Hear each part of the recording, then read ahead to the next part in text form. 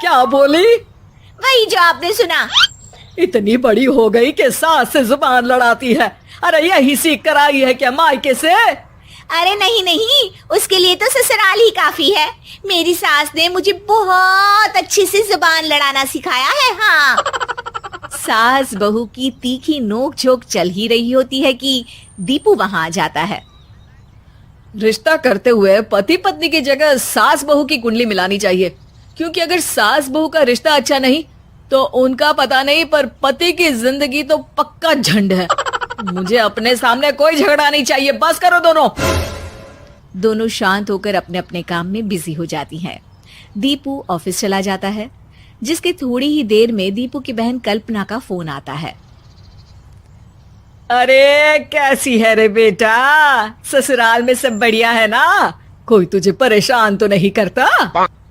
सास की बात सुनकर पास खड़ी निधि हंसकर कहती है, अरे वाह रे ऊपर वाले, खुद बहू को शांति से सांस भी नहीं लेने देती और बेटी से पूछ रही है कोई परेशान तो नहीं करता।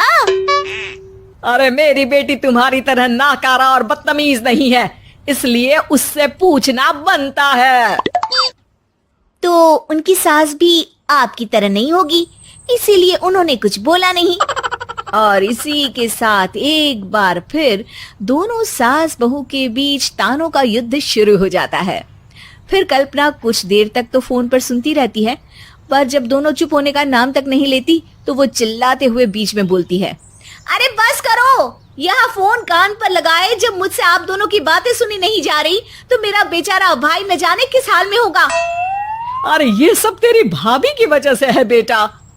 तो माँ आप भी कुछ कम नहीं है, आप दोनों को ही अपना रिश्ता सुधारने की जरूरत है। मैं एक बाबा को जानती हूँ जो रिश्ते सुधारने में एक्सपर्ट हैं, आप दोनों उनके पास जाइए। ना जी ना, मैं ऐसे ढोंगी बाबा में नहीं मानती। देखा, कहा था ना। अरे ये तो हमारे घर में शांति चाहती ही नहीं है। भाभी एक बार ट्राई करके तो देख लो। इस पर निधि मान जाती है और अगले ही दिन दीपू के ऑफिस जाने के बाद दोनों बाबा के पास पहुंच जाती हैं। सास बहू के बीच रिश्ता कुछ ज्यादा खास नहीं है, हर समय तू मैं चलती रहती है। हाँ जी हाँ, बिल्कुल सही।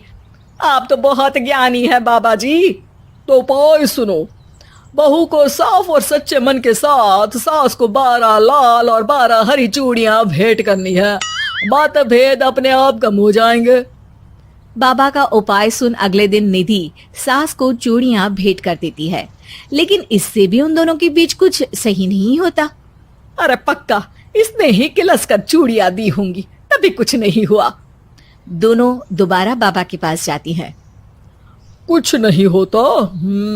तो दूसरा उपाय सुनो, सुबह सूरज निकलने से पहले ही घर की सफाई कर सारा कूड़ा घर से बाहर कर ठंडे पानी से स्नान करना है। इससे दोनों के बीच रिश्ते अच्छे हो जाएंगे। अरे इतनी जल्दी मम्मी जी ही उठ सकती हैं, ये आपको ही करना पड़ेगा। मैं अकेली तो लड़ाइयाँ नहीं करती ना। बाबा का उपाय मानते हुए अगली सुबह से सास जल्दी उठ सूरज निकलने से पहले घर की सफाई कर ठंडे पानी से नहाने लगती है। ये सब कुछ दिन तक चलता है, जिससे अभी भी दोनों के रिश्ते तो नहीं सुधरते, पर सास की तबीयत खराब होने लगती है। अब लगता है आपने मन से काम नहीं किया होगा, तभी तो रिश्ता वैसा का वैसा पड़ा है और तबीयत खराब हो गई। अरे सही कहती थी तुम, कल मुहा ढोंगी बाबा। देर आए पर दुरुस्त आए। चलो आराम करो आप। अब निधि बाकी काम छोड़ सास की सेवा करने लगती है। अपनी पत्नी और माँ में ऐसा बदलाव देख दीपू बिल्कुल हैरान रह जाता है। अरे कहीं बाबा ने कोई जादू टोना तो नहीं कर दिया? मेरी माँ और पत्नी इतना घुल मिल कर तो नहीं रहती।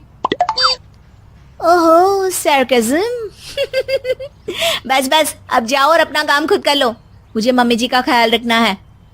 निधि की बात सुन हैरान दीपू बस उन्हें देखता रह जाता है और निधि सास का ध्यान रखने में लगी रहती है।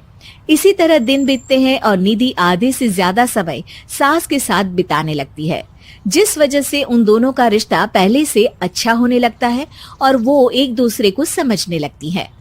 बहू, मैं सोचती हूँ एक बार उसे ढोंगी बाबा के पास जाना चाहिए, उसे सबक सिखाने के लिए। अरे पर मम्मी जी, उसकी क्या जरूरत है?